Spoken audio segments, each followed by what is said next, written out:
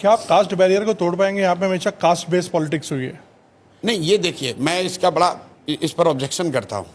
आप लोग पूरे इंडिया में नेटवर्क चला रहे हैं, जब आप बिहार में आते हैं तो ये कहते हैं कि बिहार में कास्ट बेस्ड पॉलिटिक्स होती है। ये फैक्ट नहीं है। आप बताइए कि आप कर्नाटक में जाते हैं तो क्या वहाँ लिंगायत और बोका लिग्गा फैक्ट नहीं है? हम ये नहीं कह रहे वहाँ नहीं हो रही, हम कह रहे हैं यहाँ हो रही। तो क्या आपने किसी कर्नाटक के मुख्यमंत्री के दावेदार से, नेता से, सांसद से पूछा कि भाई कर्नाटक में आप कास्ट बैरियर तोड़ पाएंगे?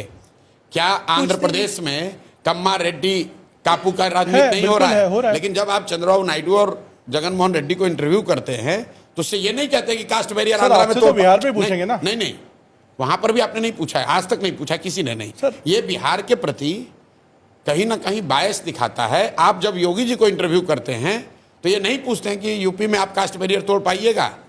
आप मुझे अगर पूछा है तो मुझे भेजिए लिंक। मैं भी राजनीति में हूँ। मेरे भाई गुजरात में खाम थियरी हमने पढ़ा सुना देखा है। खाम थियरी क्या है? क्षत्रिय, हरिजन, आदिवासी, मुस्लिम, कांग्रेस उसी से राज करती थी। उसको तोड़ने के लिए भाजपा वालों ने पटेल अदर ओबीसी का कॉम्बिनेशन बनाया।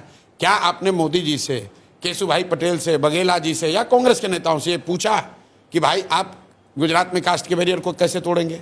देखिए, कास्ट भारत में एक सच्चाई है, समाज की सच्चाई है। जो भी बात समाज की सच्चाई होगी वो राजनीति में भी आपको दिखेगा। उसका डिग्री अलग अलग हो सकता है, लेकिन अगर समाज में कास्ट है तो राजनीति में भी कास्ट होगा।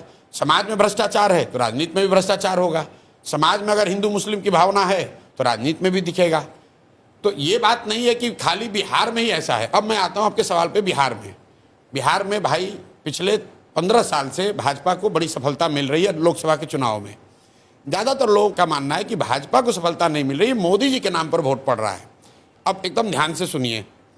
आपने कहा कि बिहार में कास्ट बेस्ड पॉलिटिक्स है, हर आदमी कास्ट पे वोट करता है, और बिहार में आप ये कह रहे हैं कि मोदी जी के नाम पर वोट पड़ रहा है। तो मोदी जी के जाति के बिहार में कितने लोग रहते हैं ये बता दीजिए। और अगर नहीं रहते हैं तो उन लोगों ने मोदी जी को वोट कैसे किया है? अगर हर आदमी जाति पर ही वोट कर रहा है तो बिहार में मोदी जी को वोट किसने किया ये बता दो, क्योंकि मोदी जी की जाति का तो बिहार में कोई नहीं है।